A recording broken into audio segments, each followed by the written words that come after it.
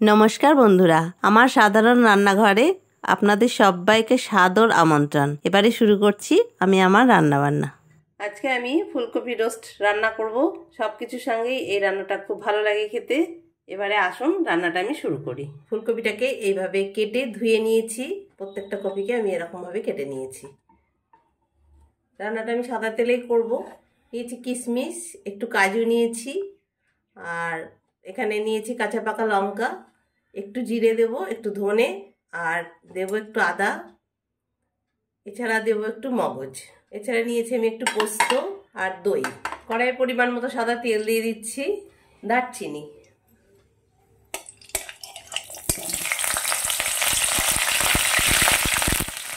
শীতের একদম সতেজ কপি, ওই জন্য আমি কপিটাকে ভাপিয়ে নিই। অসময়ের কপি হলে একটু ভাপিয়ে রান্নাটা করতাম, কিন্তু যেহেতু একদম টাটকা শীতের কপি, ওই জন্য আমি এটাকে ভাপিয়ে নিই। এইভাবে আস্তে আস্তে খুব ভালো করে আমি কপিটাকে ভেজে নেব।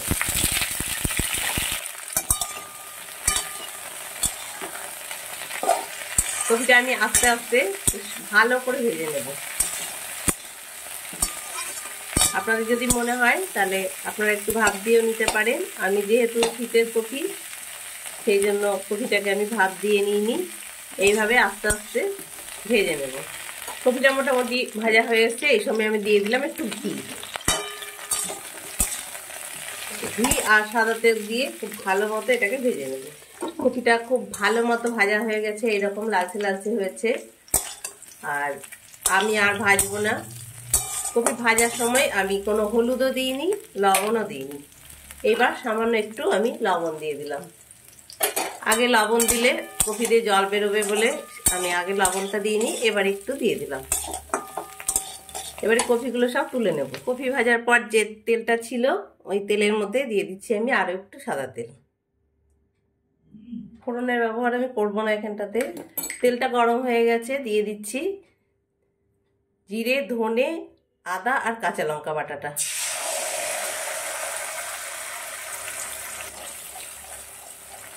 দিয়ে দিচ্ছি পোস্ত বাটাটা।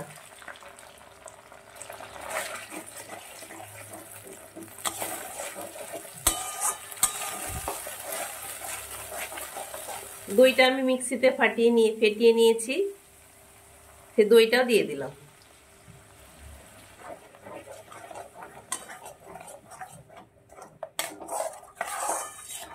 এই রান্নাটায় আমি হলুদও দেব না, আর কাশ্মীরি লঙ্কার গুঁড়োও দেব না।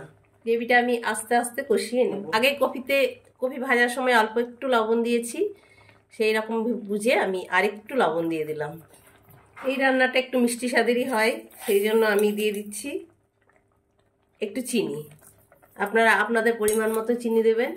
আমি আমার পরিমাণ মতো চিনি দিলাম।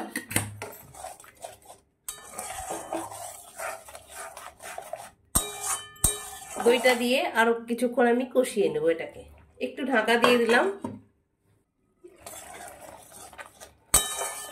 দইটা দিয়েও একটু নেড়ে চেড়ে নিয়ে আমি দিয়ে দিচ্ছি কাজু, কিশমিশ আর মগজটা যে বেটে নিয়েছি, সেই বাটাটা আমি দিয়ে দিচ্ছি।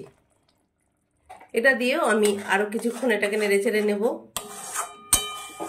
এইভাবে ফুলকপি রোস্ট বানালে এটা কিন্তু খেতে খুবই ভালো হয়, ঘরোয়াভাবে। আর কেউ যদি মনে করেন মগজ দেবেন না, তাহলে শুধু কাজু বাদাম দিয়েও এটা করতে পারেন। শুধু কাজু বাদাম দিয়ে করলেও এটা কিন্তু খেতে ভালো হবে। আর আমি আরো একটু ঢেকে দেবো এটাকে। মশলাটা দিয়ে বেশ ভালোই তেল ছাড়া ছাড়া হয়েছে। এই রান্নাটায় আমি হলুদও দেব না, আর কাশ্মীরি লঙ্কার গুঁড়োও দেব না। আমি ঝালের জন্য একটু কাঁচা লঙ্কা বেটে দিয়েছি, আমি আগেই দেখিয়ে দিয়েছি। আর লবণ, ঝাল, মিষ্টি এগুলো আপনারা যেরকম খাবেন সেরকমই দেবেন। একটা রুটি, পরোটা, ভাত, পোলাও সবের সঙ্গে এই রান্নাটা খেতে কিন্তু খুবই ভালো হয়। আর শীতের সময় টাটকা ফুলকপি এইভাবে রান্না করলে খাওয়াটাও খুব ভালো হয়। আমি আরও কিছুক্ষণ এটাকে ঢাকা দিয়ে আরেকটু কষিয়ে নেব। মশলাটা দিয়ে খুব ভালো মতোই একদম তেল ছাড়া ছাড়া হয়েছে। কাজু বাদাম আর কিশমিশ যে বেটেছিলাম, সেই বাটিটা ধুয়ে একটু জল দিয়ে দেবো।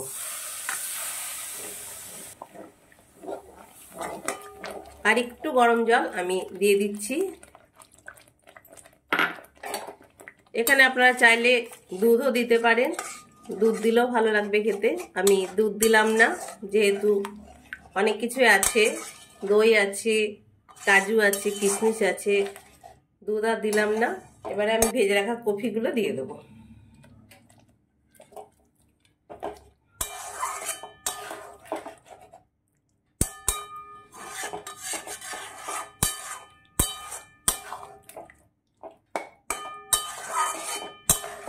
এবারে আস্তে আস্তে ঢাকা দিয়ে আমি বেশ কিছুক্ষণ এটাকে ফুটিয়ে নেব।